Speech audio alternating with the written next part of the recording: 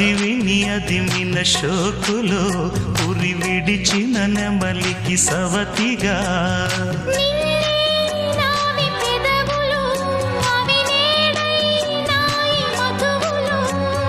రెండు నాయి తనువులు అవి రేపవ్వాలి మనువులు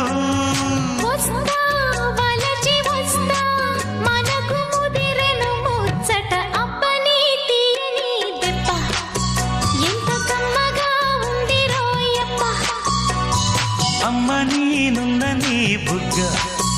ఎంత లేతగా ఉన్నదే మొగ్గ పురుషుల్లో